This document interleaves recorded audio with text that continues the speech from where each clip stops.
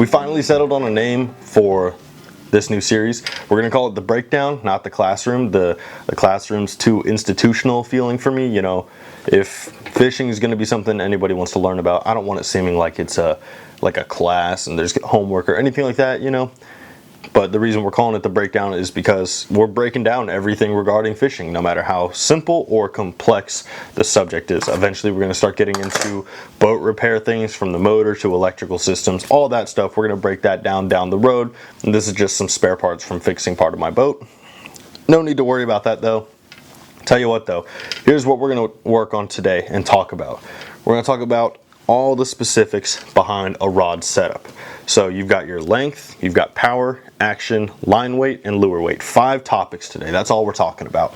Okay, and I've got 5 rods with me here today. They're all a little bit different, but they're all very similar at the same time in the fact that they're all rods you can use to fish. We're going to talk about what sets them apart and why there's so little differences can make actually more than you would think of a difference regarding fishing.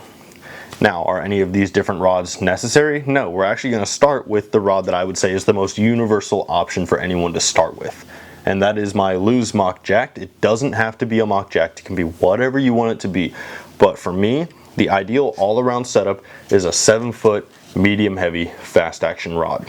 What does each part mean? We'll start with the length, and we'll talk about why length varies. Okay, so from 7 feet, it means from the butt of my handle all the way to my rod tip. You're looking at 7 feet of rod blank, as it's called. The blank is actually the rod itself, not the epoxy, not the handles, the actual, this is gonna sound so crazy, but the shaft of the rod. That's what's called the rod blank.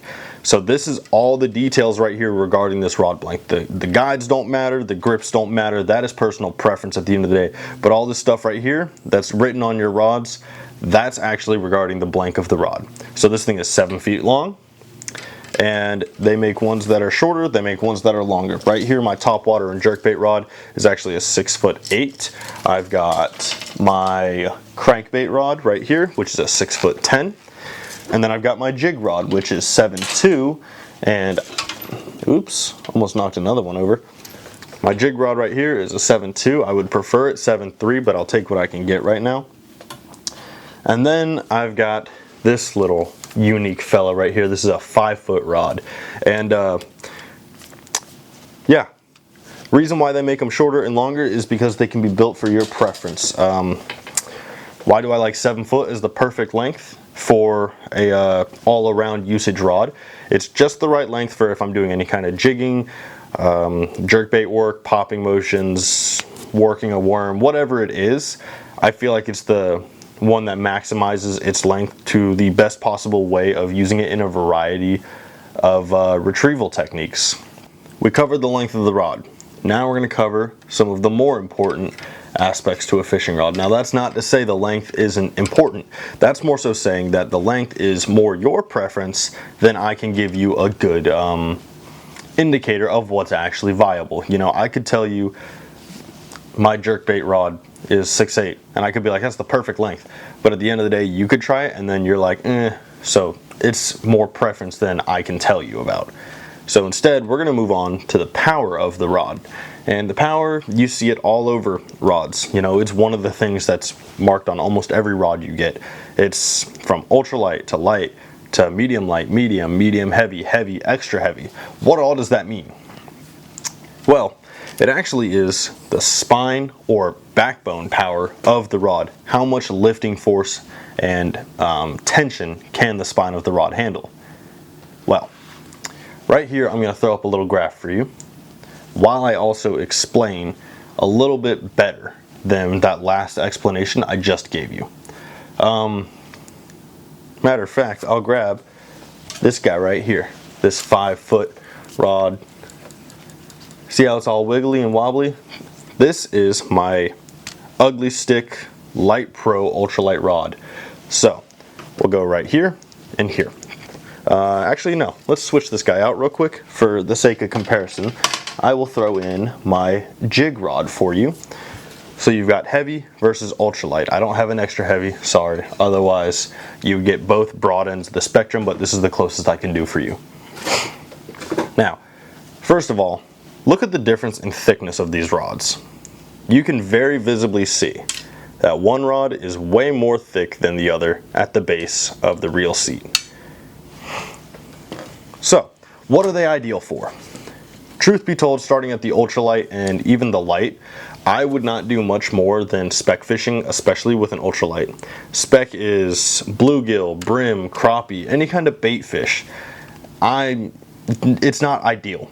Have I fished for bass and larger species with this? Absolutely. My goal is to catch a tarpon on this rod. They can't handle nearly as much strain as this heavy rod can. This thing is more designed for fighting larger size fish and a lot of cover. So if I'm throwing this guy, I'm flipping this guy right here. This is a 1/2 ounce brush jig. If I'm throwing that guy, I'm trying to get in some brush. I'm already throwing a heavy lure, and I'm going for a large size bass if I can get it. And then I gotta fight him through grass. This thing ain't gonna make it. This thing will snap or get seriously bent or start cracking. Best case scenario, it's just not the best thing to do. This is more ideal because it's got a lot more strength in the spine of the rod compared to an ultralight. Make sense? Great. You look at something like this guy. This is a medium power. This is my jerkbait rod and my my topwater rod kind of combined into one. This one's not nearly as thick. It's close, but no cookie. This guy's a little bit thinner. It's got a little bit less back force, and it can fight through grass and it can fight through pads, but it's not meant to fight through the same amount as my jig rod is. Make sense? Hope it does. That's the easiest way I can break it down though. The heavier the power, the stronger the backbone, the bigger the fish, the more the cover it's gonna fight through. Now, since this one's still here, we might as well use it for the next example. We're gonna talk about the action or taper of the rod. Now, what is action / taper of a rod? For this one, I'm going to pull my topwater rod back up here, and we're going to talk for a second about it. Now, what is it? That's just the point in which the rod's going to bend when pressure is applied. So take my fast action rod here. When I apply pressure at the top of the rod, where's it bending? Oh, it's bending primarily throughout here. That's where the primary bend is. It's going to bend a little different for the size of the rod or length of it. You look at this one right here. This is a 6/8 moderate fast. This thing's going to have a lot lower bend to it. And before I show you it, here's a picture of the different actions, the types, where they're going to bend at, what they're best suited for realistically. And easiest way to break that picture down is the slower the action, the lower the point in the rod that it's going to bend. Now you've got all the way from slow to extra fast. What's that going to do? Right here's moderate fast. This is actually the slowest the slowest action rod that I have. It's not going to bend up here. It's going to bend way lower, way more down here. And what does that really affect in your rod? For a while, I really didn't know, and what I've learned and figured out is it's actually how much forgiveness is in your hook set. So the slower it is, obviously the lower it's going to bend, but also the more forgiveness in that hook set and in tension keeping. Now some people like that. Some people are really big fans of it for crankbaits. I haven't tested it yet, but I'm also a big fan of having a rod that's going to have some snap to it whenever I'm setting my hook. It's preference, but it's just something I'm not the biggest fan of trying. But it's all about how much forgiveness is going to be in your hook set and how much tension force you're going to need. I typically like to go no slower than moderate fast, and then I will go up to extra fast. My next jig rod that I get is going to be probably around a 7/6. I'm going to make sure it's probably an extra heavy, extra fast, and that's going to be specifically for throwing under heavy cover, heavy jigs, and fighting it. It may not be an extra heavy, but it's definitely going to be an extra fast, and it's definitely going to be like a 7/4 to 7/6. That's going to be the setup I get, but that's not anytime soon, truthfully speaking. I'm very happy with this setup as a whole. I might get a new reel for it, but the SLX, I had issues with it at one point, but I fixed it. That's besides the point. All right, we're back to the Mock Jacked, and if you guys couldn't tell, this is probably my favorite rod I own. That's besides the point. The reason why I said the last two topics we just talked about, so power and action, were so important is we're actually going to go in what also is affected by those. The line weight and the lure weight. Now obviously the amount of backbone and forgiveness essentially in the rod and the rod tip itself is going to affect how strong of line you can throw as well as how heavy of a lure you can throw. Using this one as a specific example, its line weight is rated for 10 to 25 pounds. Now, if any of you guys watched my video, again, right here, where I talk about my setup, all my rods, what they're set up for right now, and what I plan to set them up for later, or if any changes plan to get made, yada, yada, yada. I have 17-pound fluorocarbon spooled on this rod right here. Right now, I've got I think it's a 4-aught, it might be a 3-aught Trokar, Razor Claw, Eagle Claw, whatever it is. It's a Trokar hook. It's a 3 or 4-aught extra wide gap hook. I've got a 3/16 bullet weight with a little bit of a weight stopper right here, just because I'm primarily going to be throwing a lot of craw baits and we're going into that springtime fishing. Now what all does that stuff mean? Well, let's break it down. You got the power and the action, strength and backbone of the rod. If you have line that's too light for it and you're throwing a lure that's within the regulation of it, so say I'm throwing this exact weight and hook setup on 7-pound line, I could cast it and I could snap that line. And if it doesn't, if I set the hook, I could snap my line because there's so much strength in the backbone and the rod action that it's not going to give enough forgiveness for that line to be able to necessarily negate some of the impact and force from that into the rod. It's going to make sure that this thing feels a lot more of it and put more strain on it. So I'm going to want a stronger line. But if the line is too strong for it, you'll actually break your rod. Now, perfect example is a guy, I think his name's like G Money or something like that. If I can find the clip, I will put it right here. And it's a perfect example of it. If you have slack line, or if your line is too strong for what your rod is rated to handle, you will snap the rod in half on a hook set.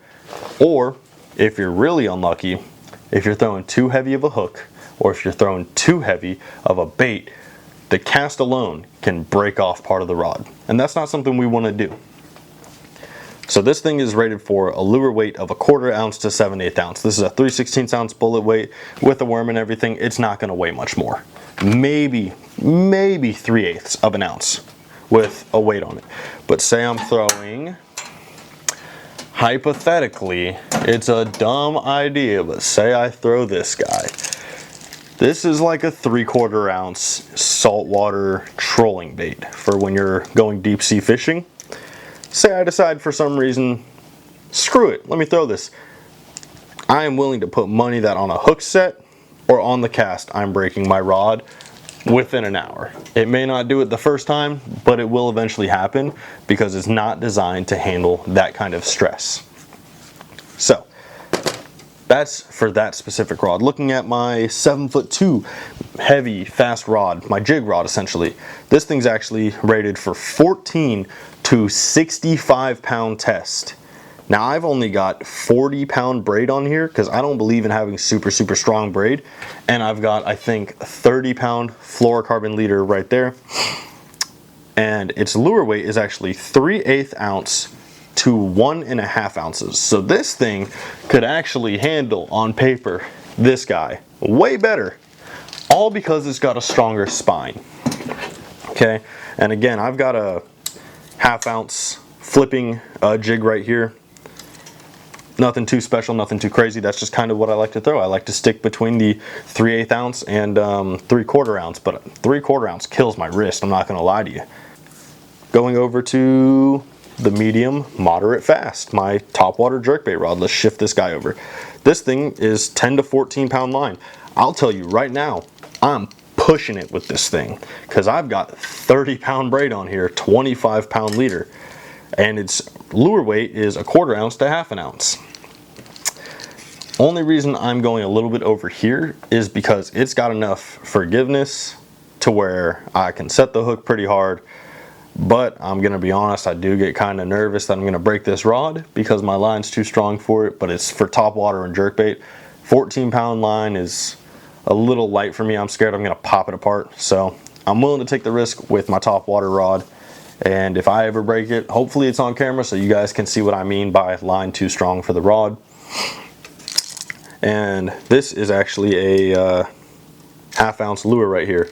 This is a half-ounce walking bait. It's by Weston. I love this thing so much. It's called the Walk on Top Knocker or something like that. Change the hooks out. It's a phenomenal walking bait. Love it to death. And the last rod that we really need to cover about the difference in it is this 610 medium fast. Little less spine power, but more snap than this rod, but less spine power than these two, if that makes sense. This thing's line is rated for 8 to 14 pounds. I've got 15-pound fluorocarbon on here. I'm also going to push it with this guy. I'm actually getting ready to switch this out to 20-pound fluorocarbon and really risk it, if that makes sense for you guys. Its lure weight is actually 3/16 to 5/8 of an ounce, which I'm also pushing with this guy because I have a half-ounce chatterbait on here. Half ounce, if I'm throwing a hard bait, is kind of my favorite weight to stick with, whether it be jigs or top water or chatterbaits. I really like the half-ounce weight. But we're pushing it with these two. These two are actually just fine. Another thing that you want to make sure is your lure weight is actually not too strong for your line, because if I'm throwing this, if I'm throwing a 3/4 ounce on 10-pound braid, there's a fair chance I'm going to snap that line. I'm not saying it's going to happen, but there's a fair chance I'm going to snap that line because there's too much strength in the rod possibly, or the lure's too heavy. There's variables, and you just got to experiment and learn at the end of the day. But that's it. That's really the easiest and, at least right now, the most in-depth breakdown I can give you guys of the specifics about rods, from length to power, action, line weight, lure weight, all of that stuff. This video should be going up on the 21st. On the 22nd, I plan to go out on the boat with a buddy, whether he can join me or not, but I do want to get out there and get a hold of this pre-spawn bite that's coming around at the end of February, beginning of March. I really do hope you guys enjoyed, though. We're going to try to get back into it. We're going to have a lot more episodes of the breakdown coming too, because there's just a lot of learning curve that can come with it too, and that I want to try to get out of the way for you guys, so you guys always have something to come to and talk about or learn about, whatever it is. And hopefully you guys stick with me for the ride. And yeah, with that being said, I hope you guys enjoyed. I really do. I know I talked a lot. I tried to put some graphics up in here and maybe some videos if I could find them. I really do hope you guys enjoyed, though. If you did, leave a thumbs up. It lets me know I'm doing something right. If you have any questions, comments, concerns, something you want to see in the next breakdown video, go ahead and drop it down below in the comments. I do read them when I can. Not when I can. I read them. I do. And then if it's something you enjoy or something that you find yourself wanting to come back and see more of, go ahead and hit the subscribe button for me. And if you want to support me in any way, shape, or form for some reason, I'm not asking that you have to. You honestly do not have to. Go check out this link down below. It is the shorts company I work with. They don't just sell shorts. They sell towels, t-shirts, and stuff like that. You can use my code. It's linked down there as well. It'll save you a little bit of money at checkout. And essentially it'll just put some boat or some gas in the boat. Again, I hope you guys did enjoy very much, and thank you for watching if you made it this far. And as always, keep chasing that next catch.